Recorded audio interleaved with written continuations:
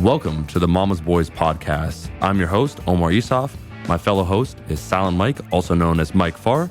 We have merchandise available for Mama's Boys podcast at mamasboyspodcast.com, as well as you can sign up for our Patreon, where we give exclusive bonus episodes and other content on there. You can find that as well on mamasboyspodcast.com.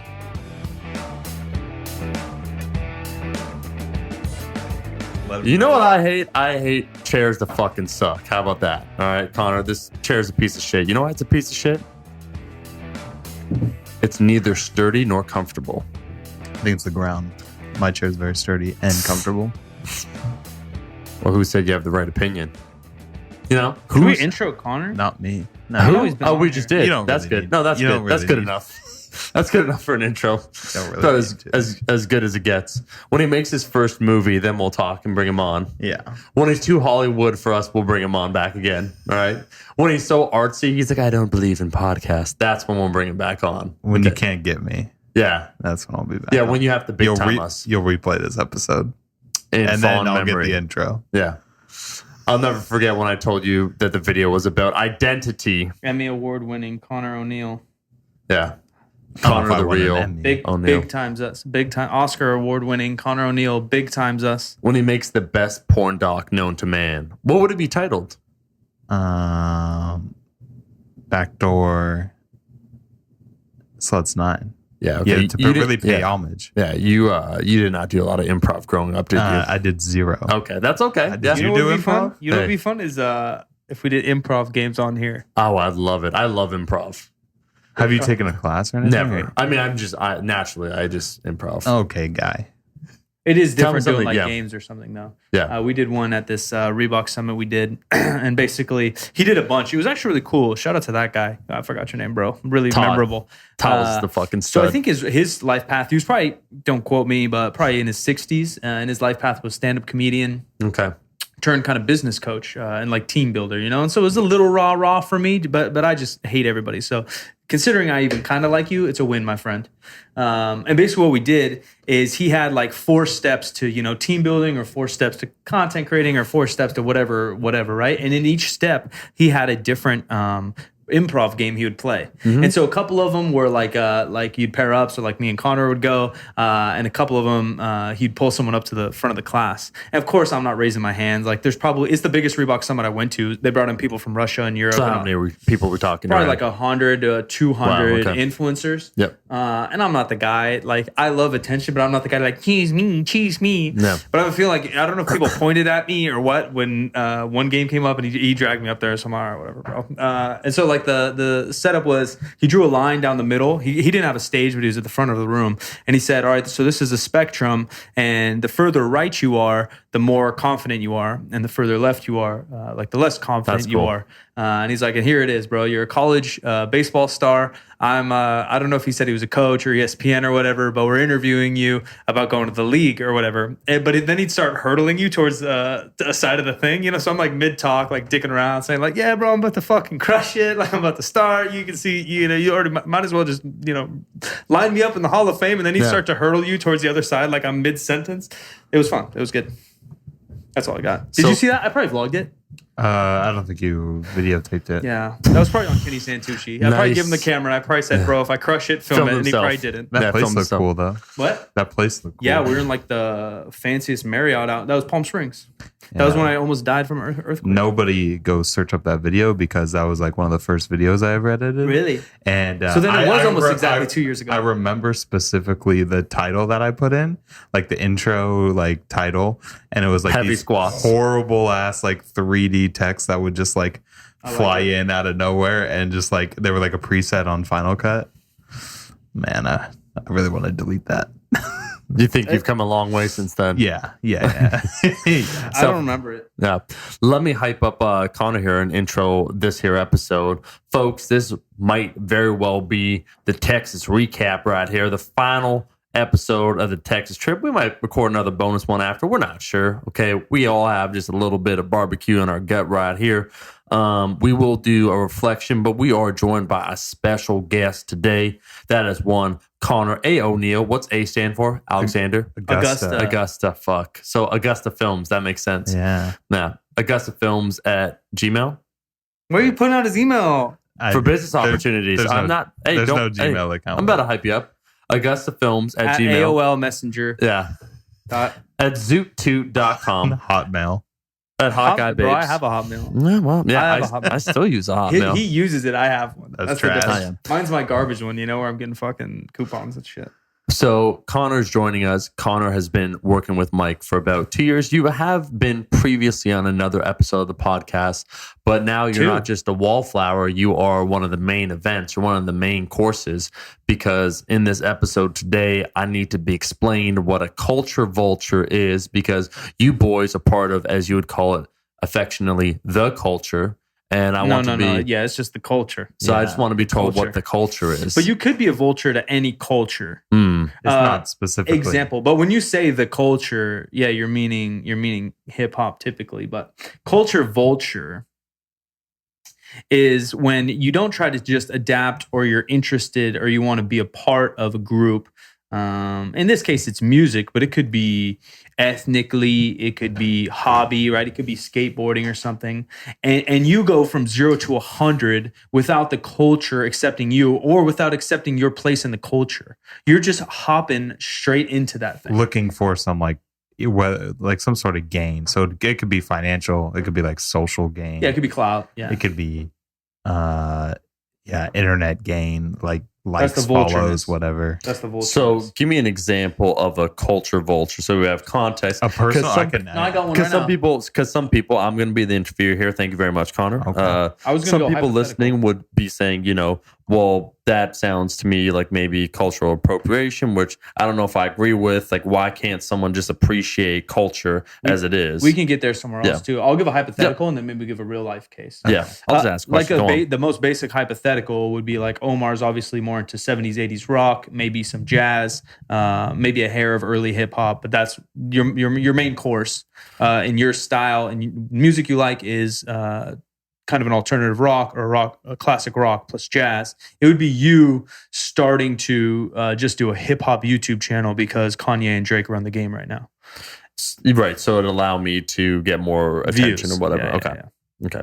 It's because I am not genuinely interested in the culture. Is that one of the variables I you're think- saying for a yeah. culture Yeah, vulture? that's definitely part of it. But also, I And think how do we differentiate that? Just I'm playing devil's advocate here. I think I got you guys, but I think it's a genuineness, and also I think culture vulture to me also doesn't mean you always get gain from it. Although obviously the vulture part means that. I think you can be a culture vulture just by trying to steal culture and like I said, hop right in. So another real life example before Connor gives his is even my name Silent Mike, being that when I joined the real powerlifting culture at Super Training, I didn't just show up and start yelling at everybody, and I didn't show up with a brand new SBD belt and knee wraps and my own ammonia, and I didn't go and plug my own music in, and I wasn't correcting people's squats. That's culture vulture too. I'm the new cat. I'm going to shut up. I'm just going to show up. What are you doing today? Oh, okay, I'll do that. And I just kind of followed along for a while. Super common in basketball or hip hop, or you buy your first Wu-Tang album and all of a sudden you're wearing baggy Echo and wearing your hat to the side. You never dressed that way before last week. So part of not being a culture vulture, if you are interested, is essentially paying your dues. 100% paying your dues and paying your homage and knowing your history too. And then who evaluates the progress then? Because no one. There's no defined line. Right. There's no defined line, because who's a culture vulture to me and Connor might be accepted in some of the game, but we're we see through your shit, bro, or whatever. Yeah. Who you got a real life example? I was thinking who we talked about earlier was Lil Wayne with the guitar. So bringing it coming out, bringing it. I don't know. You're just a hater, is what you are, bro. Maybe because that's where the line is. I wouldn't draw that because Wayne's listened to that what kind about of boys music. Iggy Azalea? But out of nowhere, it seemed an like example. he just. Iggy Azalea is a good example. Faking a what is it? Or American accent. Yeah, being from Australia. Yeah. She's known for being, she. I also that's her feel claim that to if fame. hip hop wasn't the dominant musical genre, that she would try and just be a straight pop singer. Yeah, she would be Yeah. Lady Gaga. Right? Yeah. Is that Yeah. that's Possible, an yeah. example. Yeah. I'm just trying to I don't Yeah, know. There's another one that's made in the media, I think earlier this year or last year. So we might have talked about this for some reason, but Kenyon Martin seems to be, and I don't mean this in Who, bro? Kenyon Martin. I'm explaining. want to say this in negative terms, but it seems like he grew up rough. He may have been a real thug. He played in the NBA for a lot of years. He was on a really good New Jersey Nets team with Jason Kidd in the early 2000s, turned announcer, right? Like very commonly. So then he's announcing. And Jeremy Lin, Asian gentleman, I believe Chinese, grew up in Stanford, grew up pretty wealthy, all these things, went to Stanford, played in the NBA. And so Jeremy Lin got cornrows. And obviously he's playing in the NBA, so people see that. And Kenyon Martin kind of called him out for being a culture vulture, because obviously cornrows are predominantly African American. So that'd be cultural appropriation to that point. His accusation, right? It's like one of those diagrams with like two circles. Venn diagram. Yeah. It's like And there's some in the middle and some not. Yeah. So you think that does exist? The concept of cultural appropriation? I don't because then Jeremy Lin snaps back on Twitter, which is sick because Kenyon Martin which was obviously very popular in the early 2000s and late 90s. He has some kind of Asian descent writing tattooed on his body. So then Jeremy Lin snaps right back like, bro, I'm going to keep my braids because you got this, and sends him a picture of his own arm that has Asian symbols or whatever, or even a lot of the tattoo style, like the American traditional style of tattoos are often like Japanese style, borrow like tigers. from other cultures. Yeah, of course. And I'm not a fan of it. I guess maybe because I can't identify with one culture as hard as some other people might be able to do, but I'm not offended by it. I would be. Again, if they're not taking advantage of it, if they're playing like doing it in a respectful way, like they like it, like what you like, bro. Yeah, like you're not someone during the World Cup if you see them wearing like an Italian jersey or like sweater or whatever. Or what do I care? What harm does that do if he wants to cheer for Italy all of a sudden and the kids from Romania or even me, bro? I listen to Afro beats. That's like hip hop, like dance music from Nigeria. I've never been to Africa in my life, but they talk about girls and they talk about happy things, and I like the beat, so I listen to it. Like where people get weird is where they like hairstyles and like tattoos and like maybe like pierce, like stuff you put on your body. Yeah. So like clothes kind of round. Sure. Like if you started wearing like a dashiki or something like that, people would be like, "Oh yeah, dude, I get called out for sure." But I do think people probably judge me for listening to that too. The music choice too. Yeah, probably. Yeah. You're even saying like bruv, like joking around. Like I think it's cool. And that's like one of my favorite accents and like some of my favorite slang. So I say it, but it's not like saying no disrespect. But I'm sure there's some dude out there that thinks I'm douche. Like if you started rocking cornrows, there would be like comments on cultural appropriation. I'm gonna braid up my mullet, dude. Fuck these cats. I'm gonna braid up this mullet, and you tell me that you own the mullet braid. You know? You got to go with the Star Wars appropriation. Yeah, I'll go the Padawan. Padawan fucking braid. Anakin's gonna come and yell at me. Little Andy. Or what a so Jedi it's treason, appropriation. then. Okay, so distinguishing between appropriation and then being a culture vulture. Mm-hmm.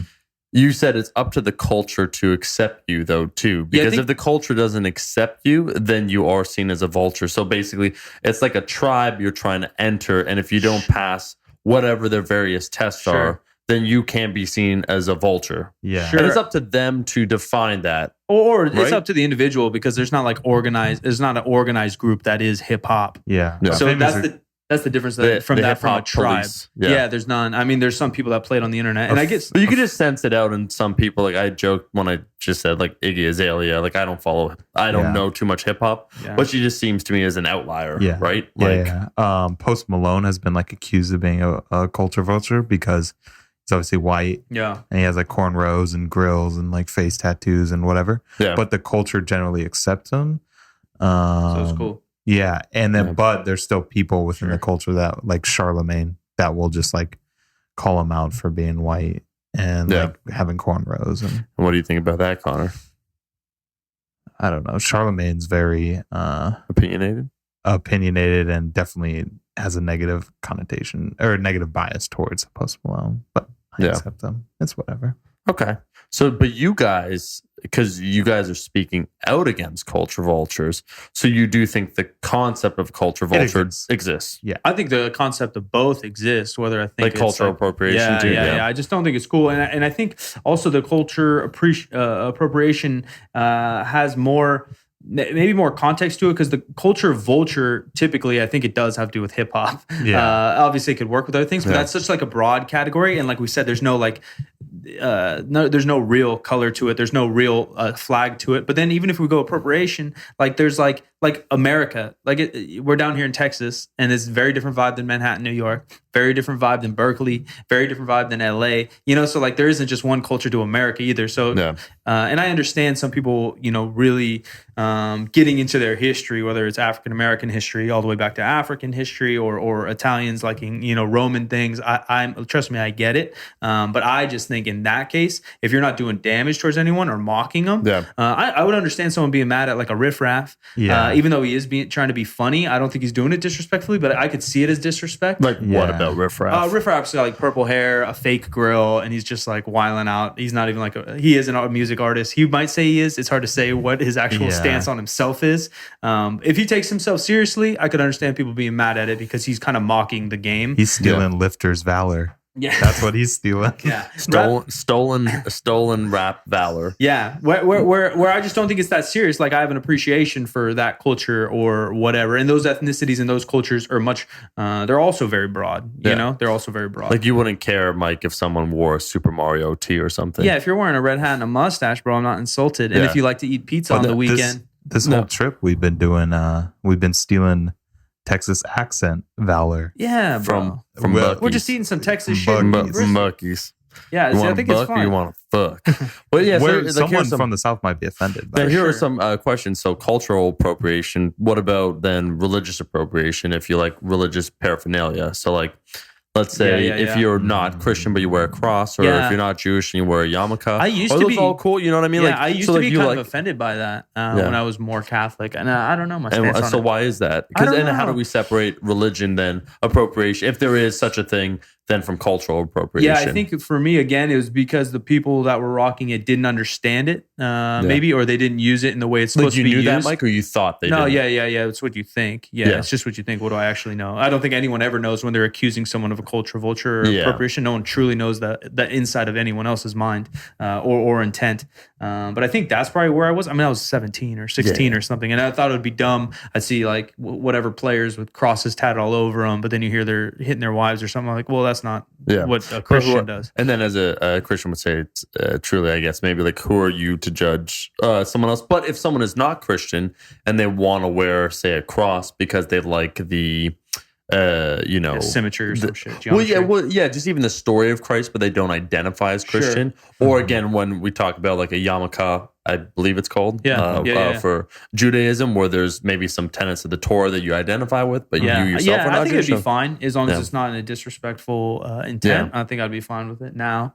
I was a kid. What do I know then? I think it's cool now. But if you disrespect it, I think it's kind of just lame. Whether you believe in any of that, hate all that, it just there's no reason to disrespect someone else's beliefs. I mean, you mean to say it's the vibe that you come with when you do any of these things. Or the intent yourself. And again, you can't judge that, but like that's where my moral line would be. And same thing with the cornrows. Like if Omar's getting cornrows to make fun of Allen Iverson, I would even think it's lame. But if he's getting cornrows because he thought it would be kind of cool, like even if you just innocently thought enough that look would look cool on you, I'd say do it.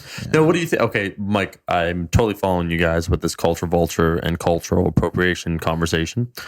What would you feel, because there is such a thing now on the internet where let's just back up to the Iverson comment, where you kind of mentioned riffraff, where some people like to do things ironically, if you know what I mean, Mike. So like they will get cornrows because it's like, bro, it's so ridiculous on me. Like I'm going to get cornrows. It's going to look silly. Like is that starting to cross the line for you, where they start doing things not in good faith, but kind of like not mocking anyone that's cornrows, but they're like, fuck this, isn't it hilarious when I get cornrows? Is that what you're saying when you said Iverson? No, like I think that would be, I would look at that and be like, nah, bro, you're kind of dumb. But I wouldn't be insulted by it. Yeah. Obviously, I don't own cornrows, guys. These are just examples. The internet's gonna go out like, oh, Mike's the gatekeeper for who wears cornrows. To be approved for cornrows, you must ask young Silent Michael what he thinks, or like face tats, ironically, or like that's a good one to get. Ironically, because then you're fucked. Yeah. Like, bro, it's going to be so silly when I get it. It's like, I can't get a job now? I'm like, what? What? You mean a lot of offices and places of work require a certain code of conduct and I don't fit into their neat little cubicle category, so I can no longer be employed by them? What? And then you just got to make your own. They get out. That's when you just start learning how to make meth. You know, like that's probably the best option for you at that point. That's a quick leap. quick leap and jump to quick Breaking leap Bad. in earning potential for sure. You know, Yeah, I think the potential's high. I've never. I'm just gone giving that- good business advice. If never you gone want to that know the truth, entrepreneur route, but I I'd didn't say you have to imagine- make it in America, Mike. There's many places where it's not illegal. I feel like we are like the meth place, though. Yeah, I don't know that much. California? about Yeah, I it. don't. No, yeah, I don't. just U.S. Oh, We're in Texas right now. I don't know. Yeah, I don't know Connor. what Okay, happens well, down mind here. your He manners. said we, so I was like, Mind your manners, Connor. all right. Okay, so I understand now the concept of culture vulture, and it's predominantly in hip hop. I And think why do so. you think it's like even a relevant conversation these days? You know, like where 'cause you of- both mentioned it, like Yeah, I don't because know. do you feel because hip hop has become more popular and now it's been proven? Maybe. Like in the '80s, as an example, like you probably can't earn money in hip hop. So like even if you like it, but like you don't really like it, you don't really represent it. It's cool that you're just still in it. Yeah, but yeah. like now these days, Like Aerosmith and Run DMC. Yeah.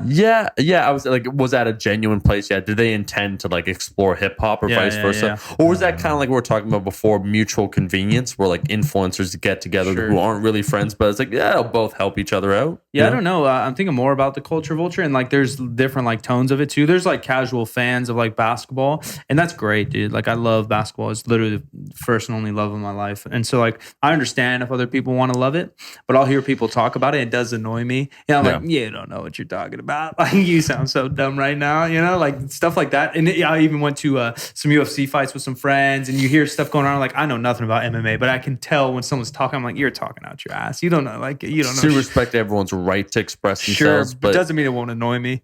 yeah, yeah.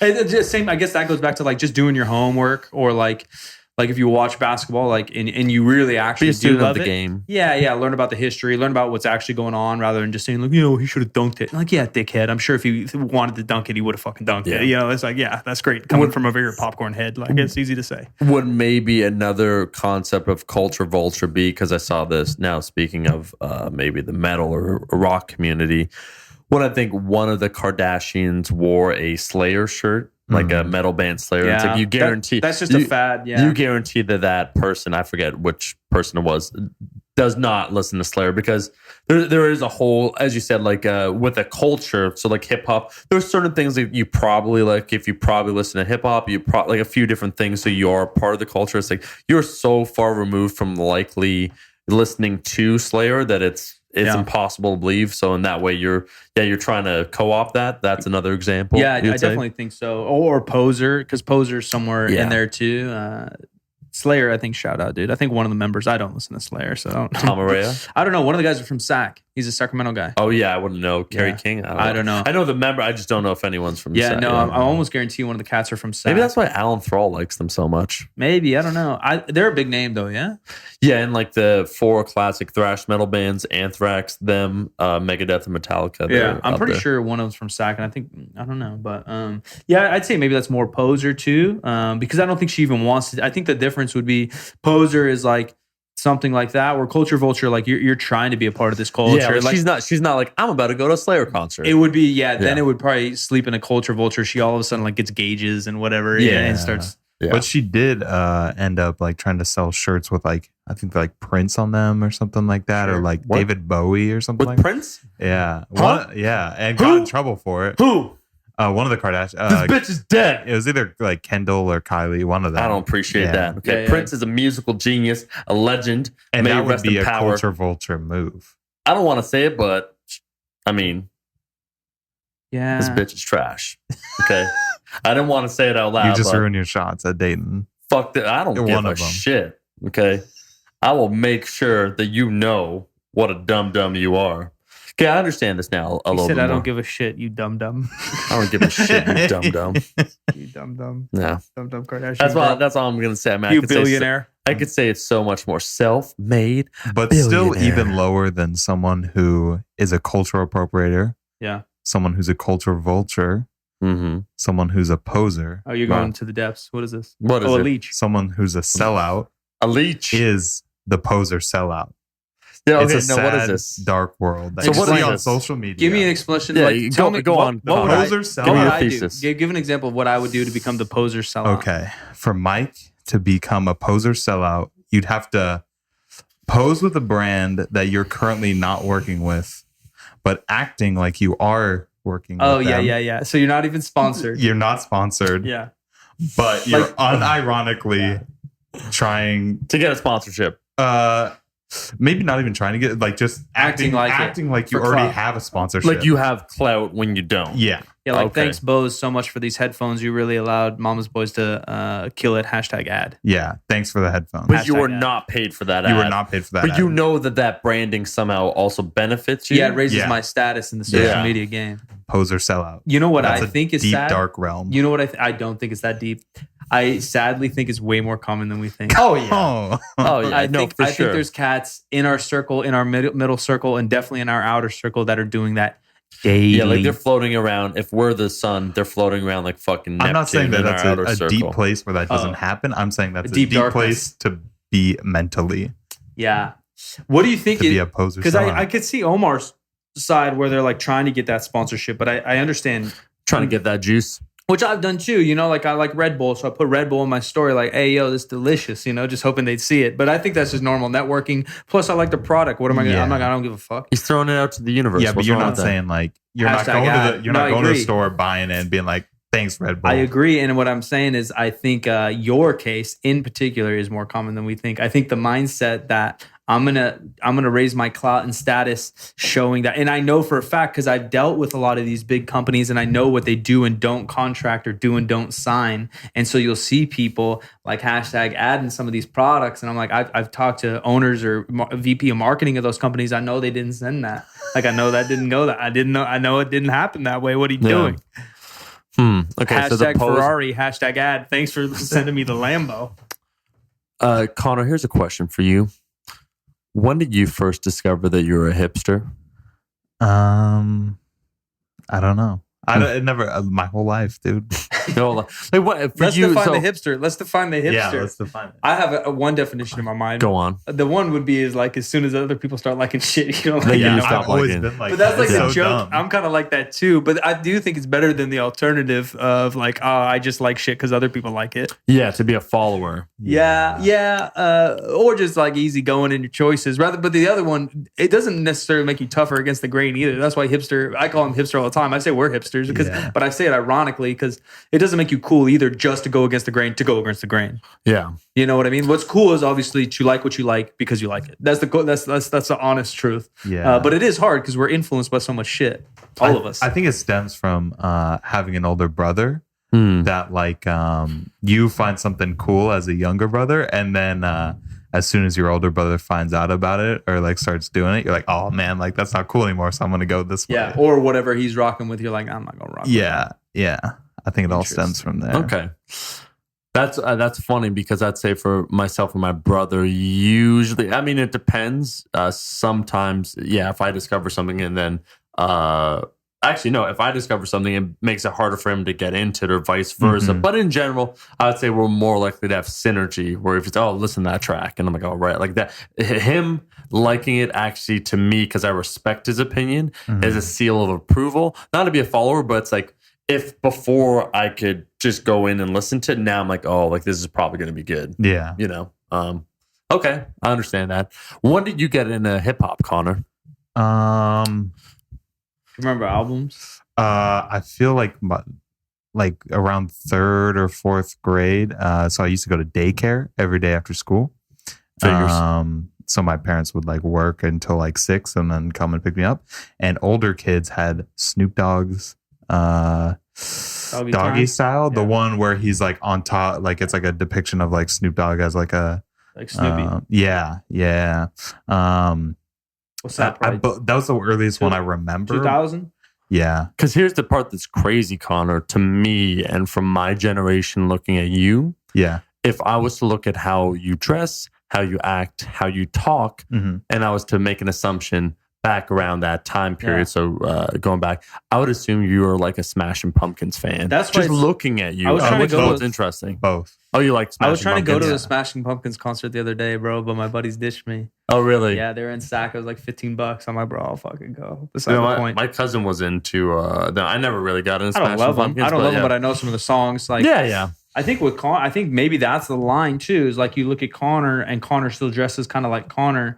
but he's still in the culture. Like you'll pull up some shit, and him and I don't even like the same hip hop within hip hop all the time. Like I'd say we're 50% there. Yeah. But he'll still know what I'm talking about a lot of the time, which means that he's in the culture rather than being like an appropriator, if you believe in that. He's an appreciator. Yeah. He's not just rocking the cornrows to say he's part of the game. That's why he's a hipster, you see. Yeah, I agree. And I like that. Because he marches purposely to the beat of his own drum, and he makes sure the beat of his own drum is different than others. And you liked Doggy Style when you heard it? You just heard a 1, a 2, a 3 into the 4. I don't know. Like, got a little so Woody in third grade. I'm sure I did. Yeah. And then like the other side, like my brother would listen to like I'm gonna play Linkin Park and like POD and like Crossfade and stuff like that. Like just I like Linkin Park. Why are you laughing? Yeah. Linkin Park's great. Okay. But just like so when did you become more of a hip hop head if you liked a lot of different genres before? It was kind of like just the rock and hip hop and like my like grade school, and then it's always been like kind of rock and hip hop, and then maybe like high school I completely gave up the rock and was like more into like super underground hip hop, like maybe I thought it was more underground than what it was at the time, but like stuff like Atmosphere and like especially like back in like 2000, like what is that, like 8 or 9, Atmosphere and like kind of like people on that like Rhymesayers label, where they're like previously there was only like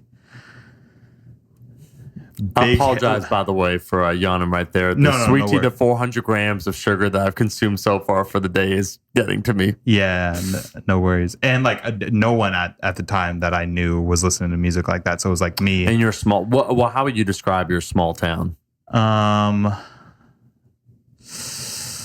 I don't know, like in a phrase or a word or like... Well, just to be descriptive where you say you're like the only one, because it seemed like Mike basically said that where in the last maybe decade, hip hop has risen even further to prominence where it is definitely just part of mainstream music. And now, as Mike has said, in the last 5 years, mainstream. It is the mainstream. It was still mainstream then. Like Lil Wayne was on the like radio. It was like more like people like knew hip hop for like what was on the radio. Yeah.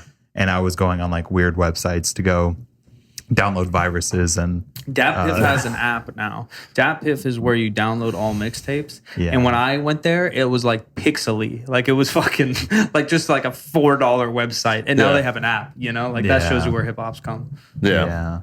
And then like also like as I'm like a senior in high school, that's when I really started to discover like that, or maybe like DatPiff was like super popular, and I could just download. You're a senior, 2011. Yeah, I was gonna say 10. Yeah. So like I could just download a bunch of mixtapes and put it on an iPod and kind of just listen to the music all day. Okay. And the more you've listened to it, the more you've gotten into it. Yeah, and I know the majority of hip hop artists, like new and old. Okay. But like, could I tell you all of like Wu-Tang songs or like even all of the members in Wu-Tang? No, but I've listened to them. Yeah, I'm not like or even either. One of them. Yeah, that's like whatever too. Like I can't always name albums or song names, but I could probably rap the whole song. Yeah. You know, it's just that's like goes down to like human memory and what you're like good at memorizing or not. Yeah, and I didn't really like, I didn't talk to other people about music because every time I brought it up, people would be like, what were they into? Like rock and country, like just different. Smash like Mouth? Third Eye Blind? No, like Are you an all-star? Hey now. Get your game on. Go play. I don't know. Like stuff like 3 Doors Down. Well, like, I'm just thinking like hip hop, like T-Pain was super popular at the time. Yeah. And I was like pretty Killers? against yeah, stuff like that. T-Pain's alright, bro. Let me buy I was like you against it at the time because I was like in this weird underground world where I'm listening to like the Grouch and Eli and like Zion I, and these people are those are all Bay Area people. Yeah. These poor podcast cats won't even know. Yeah, unfortunately. Bay Area's got a little bubble. San Francisco, we call it Bay Area though, of rap that like the whole world doesn't even know. It's pretty wild phenomenon. Somebody should do it. I'm sure there's a shit documentary on it. Yeah. But there should be, and there's underground. Someone's like chronicling and doing a really piss poor job. Yeah. I'm sure it's like a YouTube video, but like there's obviously a vibe to every city, right? Like there's Texas rap, there's Atlanta rap, there's New York rap, there's LA West Coast rap.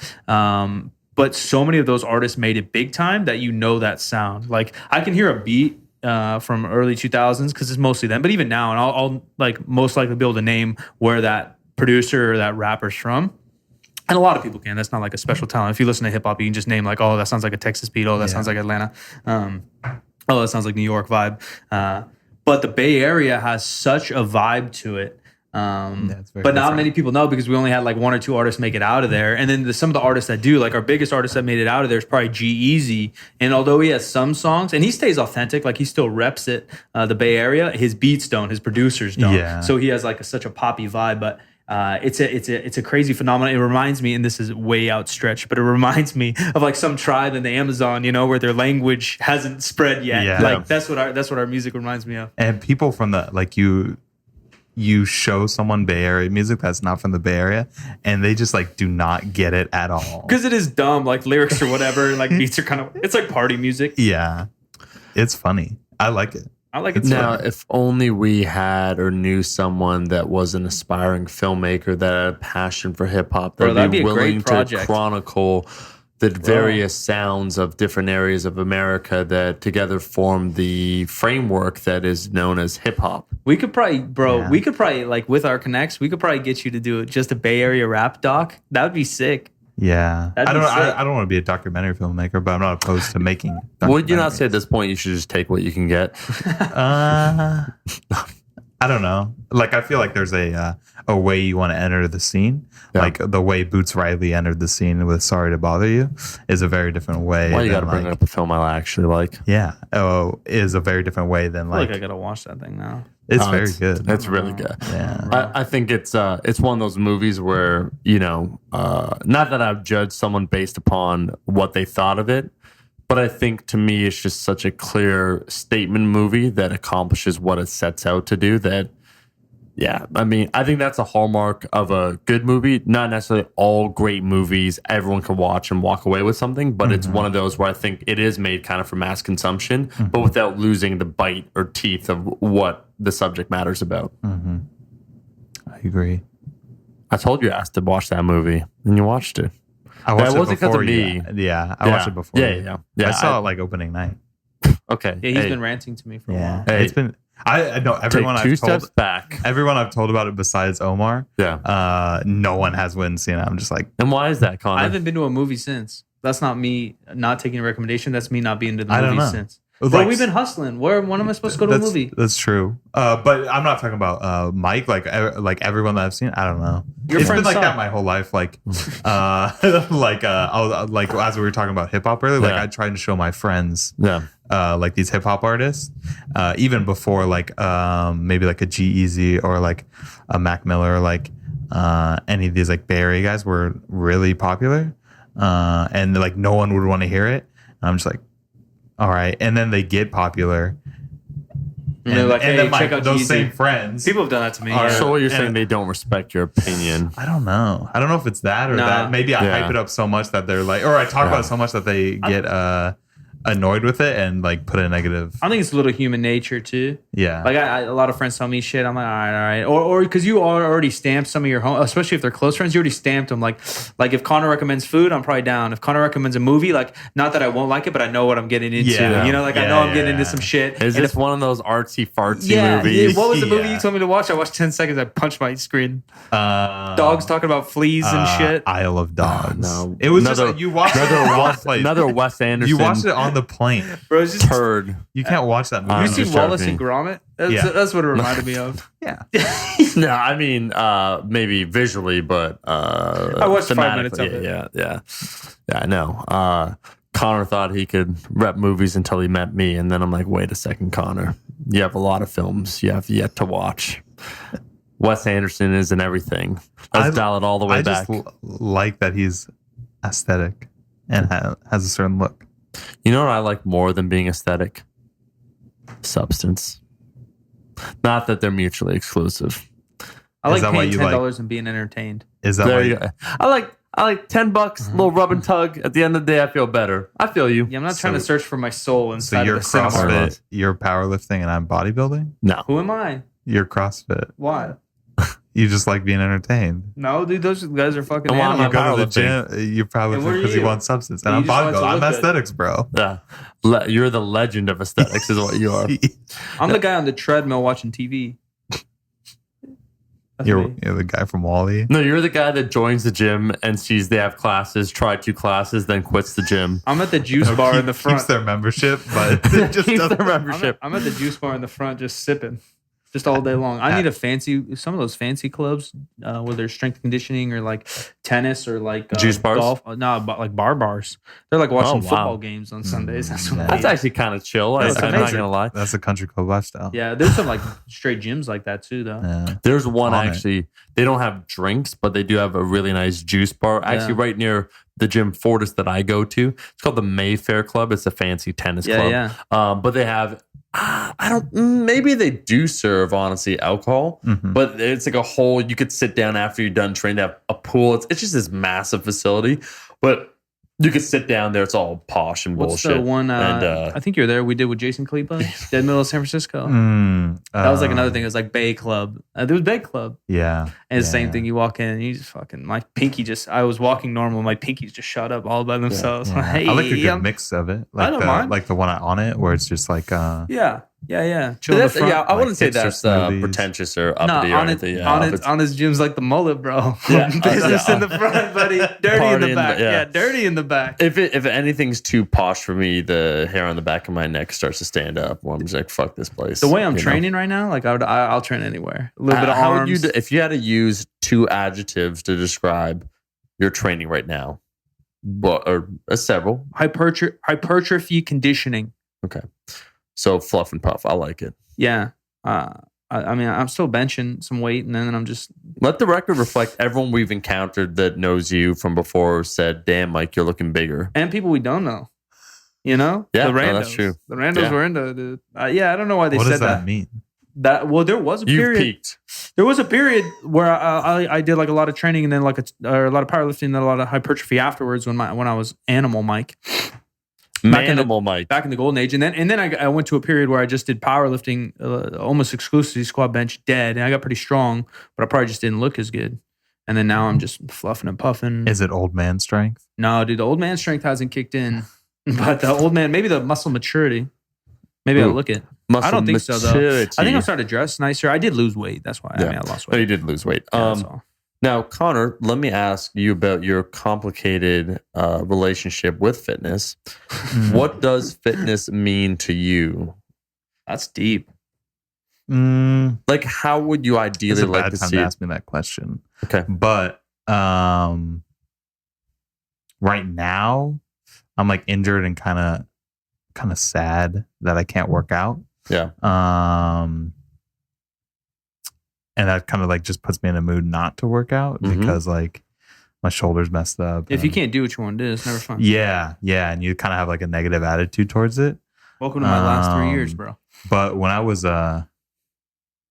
deep into powerlifting, like going to the super training classes and everything, I was loving it. Yeah, it was great.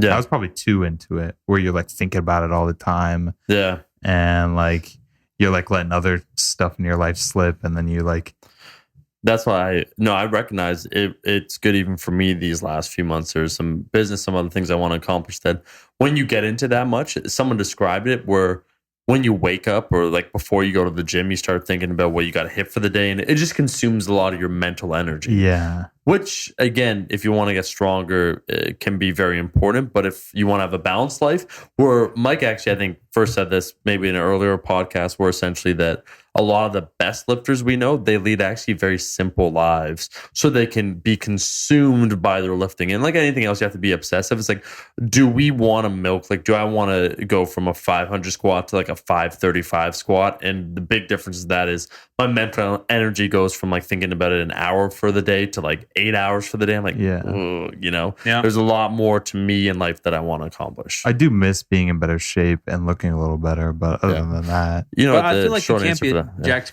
like a creator, bro. You can't be a director of an Oscar-winning film And and be just be jacked. yoked. I got How awkward would that be? I got 3 simple words for you. Letters even. TRT. I'd be But too the- jacked. With a high enough dose, anything's possible. Actually, I've noticed that. So my my mom's watches 60 Minutes, and my brother was the first one to notice it. I'm like, all these motherfuckers. And I know this already, but TRT, so testosterone replacement therapy, is a slippery slope.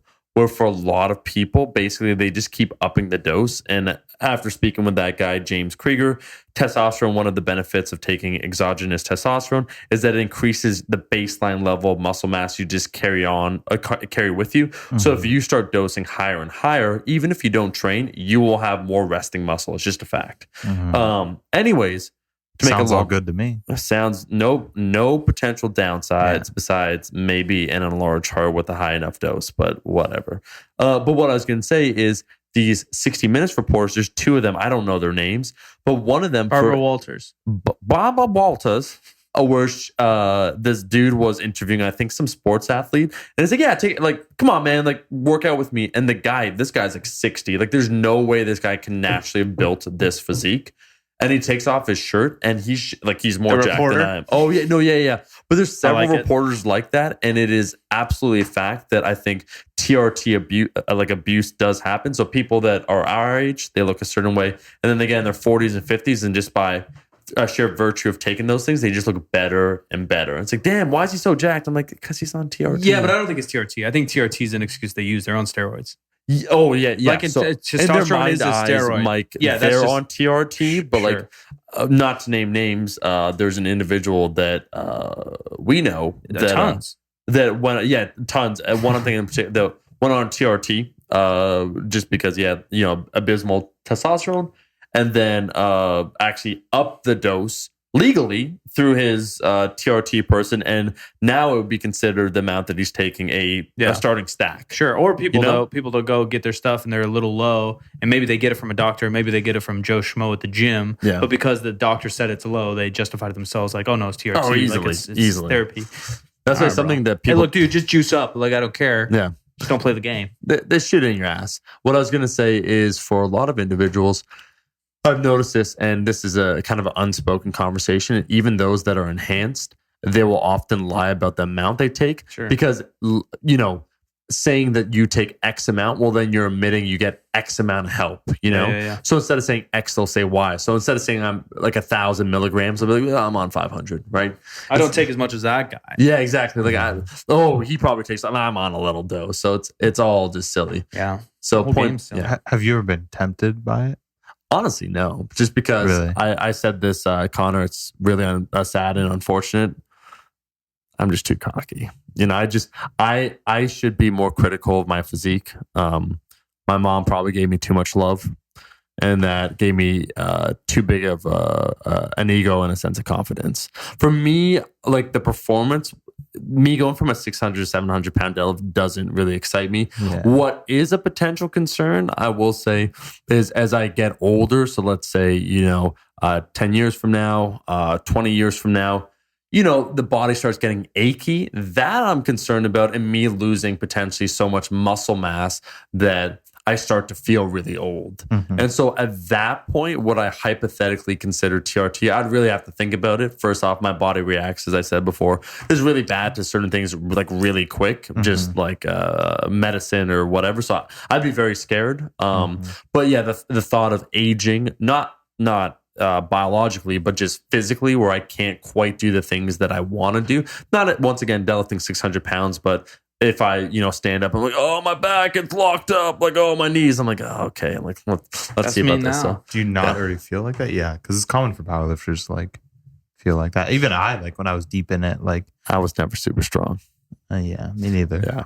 No, yeah. Like, I mean, I would have aches and pains and stuff, but that's why I like overall my lifting journey so far, because I've never been full tilt to the point where, you do some things. I did have that back injury in 2015 that sucked and put me out for a long time, but I've kept healthy enough where if I was to just walk away, I don't think I have any lasting damages. Where you lift long enough at a high enough level and shit will happen where it just lasts with you for the rest of your life. So I think powerlifting isn't for the creatives. Now that I've been doing a bunch of cardio, I think endurance sports are for the creatives. I think I got to start. No, I swear, I'm not even joking. Like I feel better. I think everyone says this, and I hate cardio. And I'm not even doing endurance shit, right? I'm doing step mill for 15 minutes, and I'm going on an assault bike and hammering it for 10 minutes every day. Like that's, to like a real endurance athlete, like that's not even a warm up. But My brain power is better. One, because on that bitch you can think, right? You can't think like mid squat, and you can't think in between your next squat because you're going to die in between. All you can think about is that squat, which is also a cool therapy and release. To be that focused on something. Yeah, to get into a flow. But like just to jam out on a bike or salt bike or step mill, like it's kind of good for my brains, dude. I think that's the physique you go for, like the Lance Armstrong physique. The skinny boy physique. Skinny boy. I feel like there's something to the skinny boy creative. There's something to the big boy creative too. There's something to the appetite. Look, bro, you have two Orson options. Welles, the massive appetite for life in general. I don't like food. I eat life. Was Horson Welles, his brother of lesser renown. I feel like you have two options, dude. You got to gain 50 or lose 50. Drop about 50. I'm dropping 50. You can Francis Ford Coppola that shit up. I'm thinking I see you at like $1.60. Oh, dude, that's so light. Just I have too big riding of a head for $1.60. No, look good, dude. You get some glasses. Brown frames, different colored hair. I could picture you with the fucking what do they call that? Like a necktie scarf thingy. Like what's the thing where you wear? It's like a t-shirt, but you tie it up as a scarf. Yeah, like a no. You got me fucked up, Omar. Like that's the San Francisco look. Yeah, you scarf, but you just knot it in the front. Look, your shirt already looks kind of like it's Charlie Brown. All right, it's not that far of a stretch.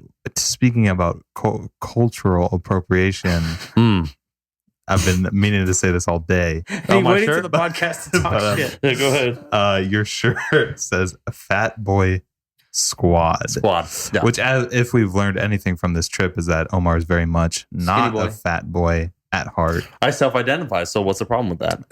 That's cultural appropriation, bub.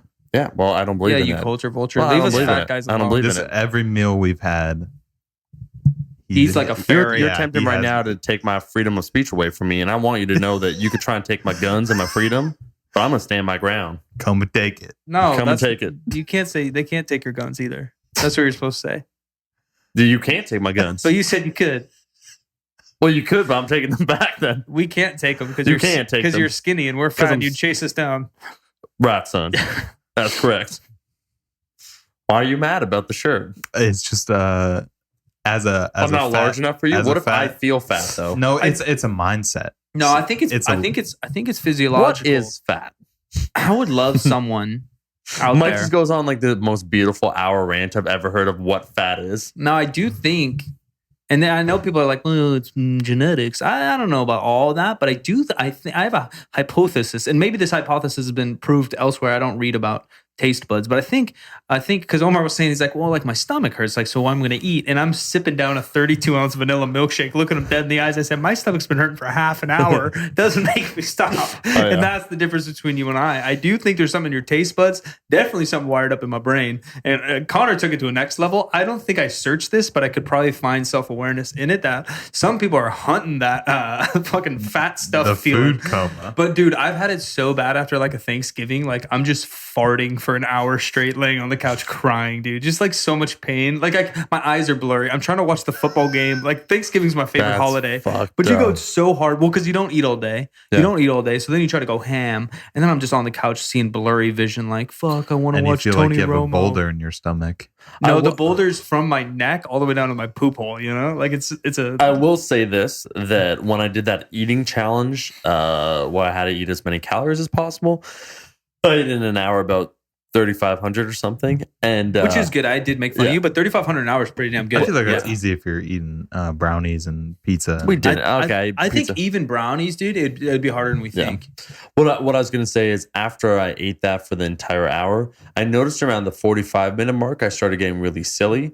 Where like I just ate so much food that everything just started being funny. It was like being high, where everything just started being funny, and that was like my body's like attempt to help me survive, where it's like, this bitch is about to die, like let me just put in some like happiness hormones signals to his brain. Whatever that is, I feel like I've used and abused that that hormone function. See, I don't know if I get that. I don't get that. Only extreme amounts, Mike. Like I've eaten more than that and I don't feel as good. I just feel sick to my stomach. But like for some reason, that 1 hour, when I did that one time, I started getting, as I call it, punchy, which means I just want to start cracking jokes and laughing. I'm gonna Uber Eats some dessert right now. It was literally like laughing, like not like being high, like the feeling.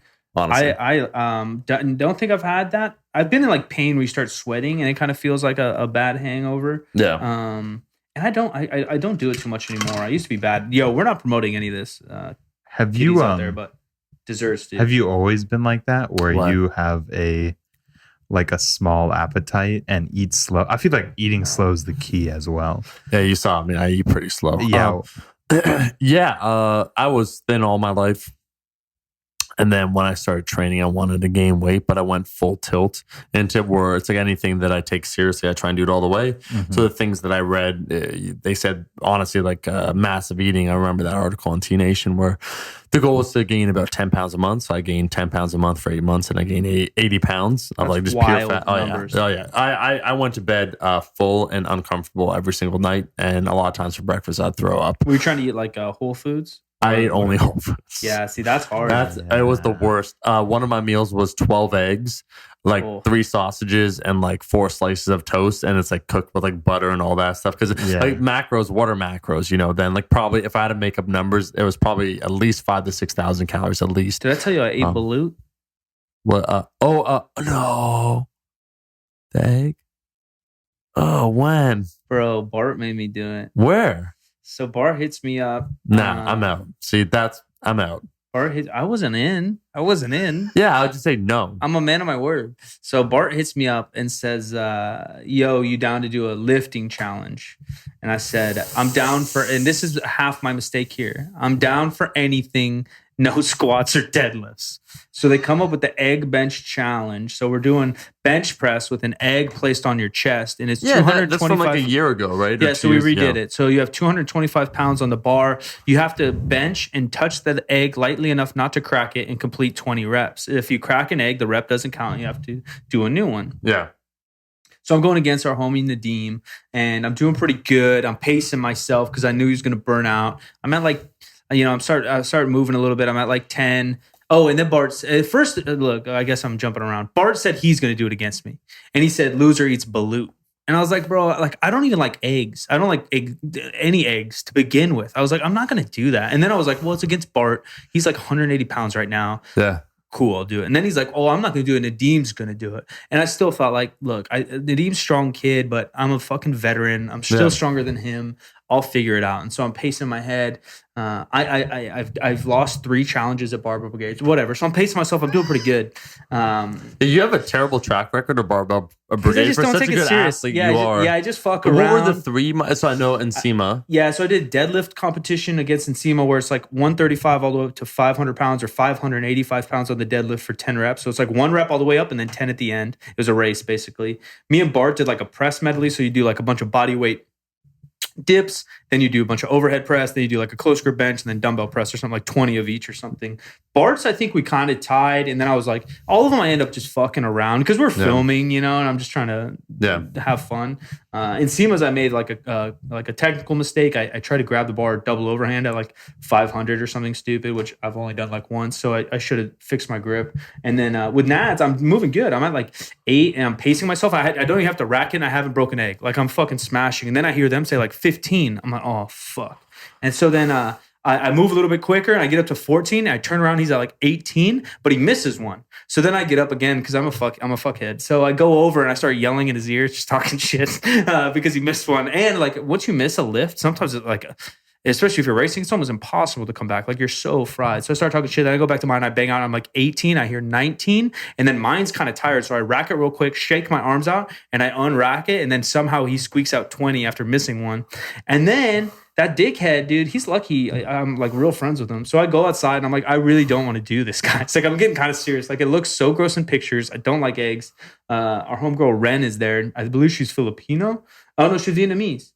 Either way, those are the 2 cultures that eat it. Sorry, Ren. She's one of them. And those are the 2 main cultures that eat them. So she loves it. She's ripping them apart and eating them. I was like, could you at least like set it up for me? I've never eaten a boiled egg in my life. I don't like eggs. So it has the shell you have to undo. She pulls this thing out. I see a baby Big Bird, it's fucking yellow and slimy.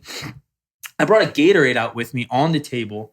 You see the beak. You guys Google it if you've never seen balut. Balut. Probably saying it wrong. I'm sorry. So talk about a culture vulture. I'm sorry. So I've never eaten anything weird in my life. I'm not a daredevil. I don't do these things, but in my head, I'm like, there's 10 of the homies behind me, 2 cameras on me. Bart's there. I said in the video I do it. I lost. I'm like, all right, just in my mouth. I go to grab the Gatorade. Nadim stands up and slaps the Gatorade out of my hand. It spills everywhere. And then I'm like, oh, I better just swallow this thing. So I start chewing and swallowing, and I literally gag and then like spit. Like I probably spit 80% of it out, and I end up swallowing 20 of it. And I look dead at Nadim's face. I'm like, you're so lucky we're friends. I'm not going to punch you right now. Like I was so mad. And you were actually mad at him. For like the split second that he did it and then I gagged, I was really mad. And then afterwards, I was like, worst case, I would have thrown up and I wouldn't have killed him. Chill, Mike. But if he would have done that to 20-year-old Mike, he would have been punched right in the fucking teeth. Knock that smile right out of his face. I am buying this dessert right now as we speak, as we get this Uber Eats. That is, I'm just that person where I'm just like, I'm not going to do it, guys. I guess this is it. This is the sword I fall on. What's a blitzy? You guys want a blitzy? Would you enter it? Me? Yeah. You would just wouldn't even be able to. Yeah. No, I'm someone of my word, but I rarely commit to things as a result of that. But I said before they told me about No, Baloo. you're right. Well, Mike, I feel that you have it out then. I'm not going to do that. Well, yeah, you saying I'm down for anything. You know, at the same time, I could say that within reason, you saying I'm down for anything means you're down to expect with what you expect. That would be the unexpected, you having to eat that. So that's unreasonable, and thus what you said previously would not be valid. I don't know what a blitzy is, but would you guys like one? I'm getting a hot fudge blitzy. Mike right now is actually ordering food as we're talking. What is that, bro? I don't know. It's from a local spot though, and they deliver. I've been eating so much shit that like my eyes too are like just like itchy as fuck. Are you eating a blitzy with me? Hot fudge? No. No one's gonna do it with me. Baby, I got you. Let me just see the options right 3. here. There's nothing. So there's apple, blueberry. But what is it? Well, no one says. Is it? It says choose a blitzy topped with hot fudge, blueberry. Blitzy sounds Blitzy. like oh fuck. I actually have heard about this. I think I thought it was like a donut or some shit. Oh, I don't know. Yeah, just it's find the only out. place that's open. This is called discovering. Oh, cheese blitzy. You're right. I don't want that. Yeah, want no, cheese. no, it's not Sunday, bro. Oh, here. How about a strawberry therapy? Fresh strawberries, hot fudge, and whipped cream pour over the counter remedy for emotional distress and minor ailments. Wow. Are they talking to you. me? Yeah. That's the endorsement that the podcast needs. Strawberry therapy. Should I get a strawberry therapy? This is the only place with That desserts could be open. a Redheads podcast where they talk about emotions. What? Strawberry therapy. Oh, colossal desserts. The issue was, I got it, guys. I was in regular desserts, and there's colossal desserts because now we have original cheesecake sandwich. We have 7-layer chocolate cake, red velvet cheesecake. All right, taka my language. We got macaroons, Cat's famous cheesecake shake with Oreo pieces. Oh, you don't want one. Oh, if you two are getting one, then I'll get one. Brownie But boat. if Omar's out, I feel like then I'm gonna out. break out, like just because Lisa's of the amount of Belgian dairy. waffle. Lisa, give me your Lisa. Belgian waffle. Are we in? What do you guys want? Well, how about we wrap up this podcast All and right, then we'll. dude, I thought they wanted to come on this. They want to know dessert what we got. adventure with me. Yeah, you got to. This would be the most amazing pitch for like Uber Eats. That's or what I'm doing right DoorDash. now, dude. I'm doing business setting up live. Uber Eats. Did I just blow it? No, No. I think we're self-aware You enough. threw that and out. so are they. Yeah, we're like AI. We're self-aware. I mean, they were thinking it if I didn't say Yeah, it. Mr. Yeah. Uber's listening right now. Yeah, Jerry Uber. He's such a smart guy for coming up with that. Ladies and I don't know how he gentlemen, did it. Austin, Texas, Houston, Texas, It's been real. season 6.